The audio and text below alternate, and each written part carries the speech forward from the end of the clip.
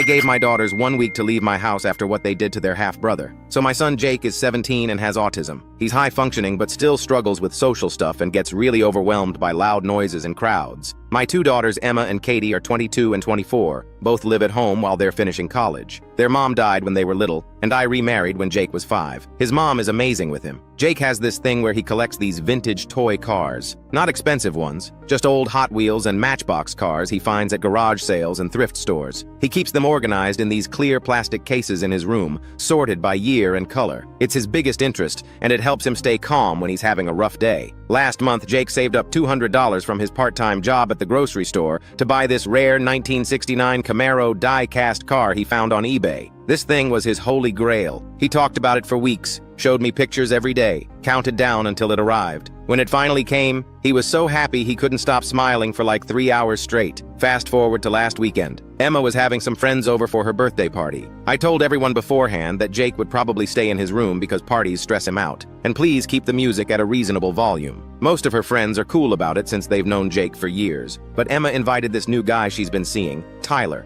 and apparently didn't bother explaining the situation. Around 10 p.m. I hear shouting upstairs. I run up and find Tyler in Jake's room, holding the Camaro car, with Jake crying and trying to get it back. Tyler's going, "Come on, man, don't be such a baby. It's just a toy car." While Emma and Katie are standing in the doorway laughing. Not like nervous laughing, but actually thinking it's funny that their brother is having a meltdown. I tell Tyler to put the car down immediately. This idiot looks me dead in the eye and goes, "Or what?" Then he throws the car on the floor. The thing shatters into like 15 pieces. Jake starts screaming, not crying, but actually screaming, and rocks back and forth on his bed. I kick Tyler out immediately. Emma follows him, yelling at me for embarrassing her in front of her friends. Katie stays just long enough to tell Jake he needs to grow up and stop acting like a freak. That's when I lost it. I told both of them they had exactly 1 week to find somewhere else to live. Emma tried to argue that it was an accident, that Tyler didn't know better. I said, "Tough luck, you're supposed to protect your brother, not join in when someone's bullying him." The next morning, Jake's mom found him trying to glue the pieces back together at his desk. Some parts were too small to fix. She started crying when she saw it, which made Jake start crying again because he thought he did something wrong. I spent that whole day calling collectible toy stores trying to find another one. Finally found a guy 3 states over who had one in decent condition for $400. Bought it immediately and paid for overnight shipping. When it arrived and I gave it to Jake, he hugged me so tight I thought he might crack my ribs. But then he asked why Emma and Katie weren't at dinner anymore. Explaining that they moved out because of what happened was one of the hardest conversations I've ever had. Emma texted me yesterday saying she found an apartment but can't afford the deposit and wants to come back home.